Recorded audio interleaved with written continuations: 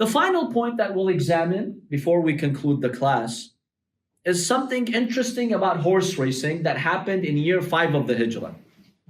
In year 5 of the Hijrah, the Prophet ﷺ had his companions organize a horse race.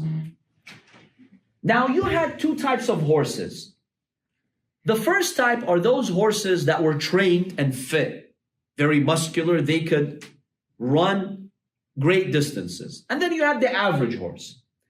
For those good horses, in Arabic, they are called the Mudmar horse. These great horses, the race was 5 to 7 miles long around Medina. That's a lot, 5 to 7 miles of horse racing. The average horses, the distance was 1 mile for them to race. So the Prophet organized this with his companions. Now there was a man, his name was Abu Sa'id as-Sa'idi. He told the Prophet ﷺ, I want to race on your horse. Can I use your horse to race? The Prophet told him yes. He had a horse by the name of Dharab or Dharb, and he gave him the horse. Abu Sa'id on that day, when he was racing, he beat all other races through the barakah of the horse of the Prophet ﷺ. The Prophet gave him a prize. He gave him a Yemeni cloak or piece of cloth as a prize for winning the race. Now we have a question here. We know that the Prophet is purposeful in all of his activities. Why did the Prophet organize a horse race?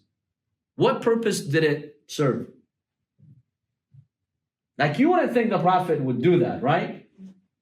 But the Prophet would actually organize a race like that. He would encourage his companions, come, race. Why would he do that? What purpose does it serve? Competition. Competition. But what does it serve though? For the akhirah, we need to work harder in this dunya.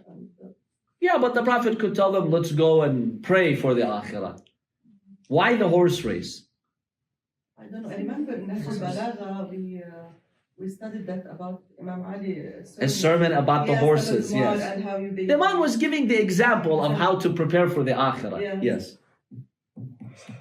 Any ideas? I was trying to say exercise and have a good health. So Exercise is one of them, yes. To prepare for future wars, maybe? Exactly. Remember, back then, warfare was different than it is now. You needed horsemen and good horses. So this was a military drill, military exercise. Islam wanted Muslims to be fit, to be prepared. They had a lot of enemies.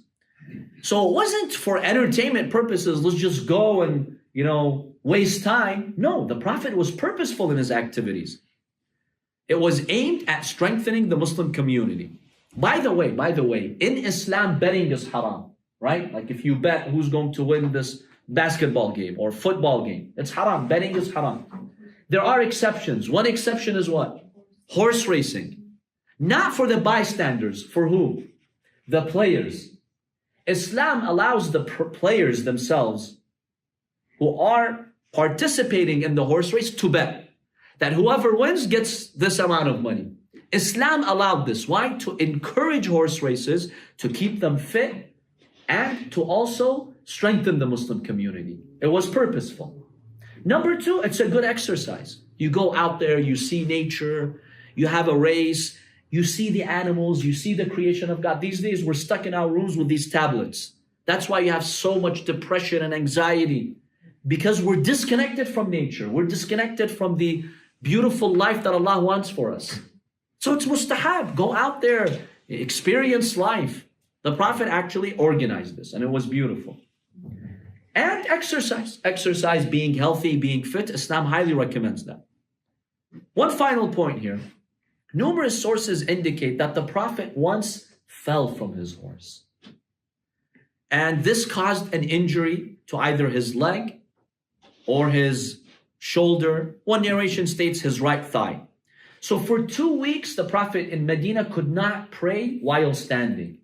He would pray while sitting. By the way, if the Imam of the Salah cannot stand in our fiqh, can he lead the prayer? No. You can't pray behind someone who cannot stand upright. The only exception is who? Rasulullah sallallahu alayhi wa sallam. He could pray while sitting and the companions would pray behind him. And by the way, towards the end of the life of the Prophet, as we shall see later, when days before the Prophet became a shaheed and he passed away, Aisha sent word to her father, Abu Bakr, because she knew the Prophet couldn't go and lead the prayer. So she told her father, go and lead the prayer, preparing him to be the Khalifa. When the Prophet heard, what did he do? He was outraged. He dragged himself from his deathbed. He went to the masjid, and while sitting, he prayed. Sunnis have documented this.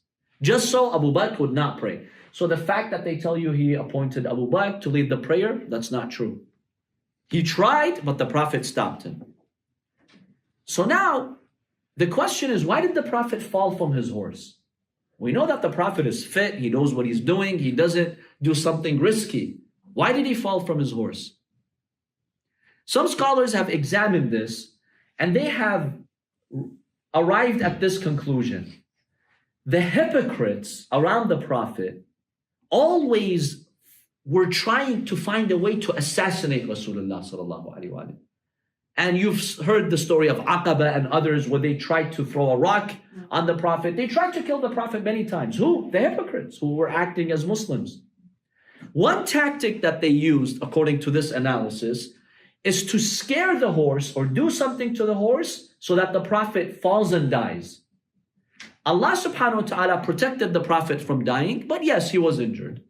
Now, why would Allah let the Prophet be injured if he is the ultimate protector? Why let the Prophet get injured? To show people that he's a human. He's human, he suffers, Allah wants to elevate his status. The Prophet goes through pain just like you go through pain.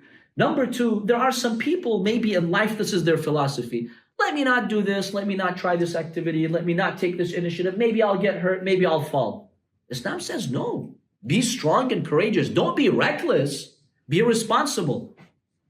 So even, let's say someone says, I don't want to participate in this race. I don't want to do that. I may be hurt. Allah's shown you, even Rasulullah can get hurt. It's okay. Don't let that fear stop you from excelling in life. So there are these beautiful lessons, even when something unfortunate like that happens to the Prophet sallallahu alaihi wasallam.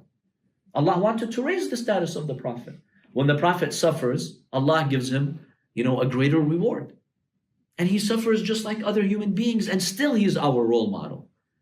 When he's in his good condition, we learn from him. When he's in pain and he thanks Allah, we learn from him. So it does serve these purposes. So according to this analysis, these evil people wanted to kill the Prophet, but Allah subhanahu wa ta'ala protected him from that.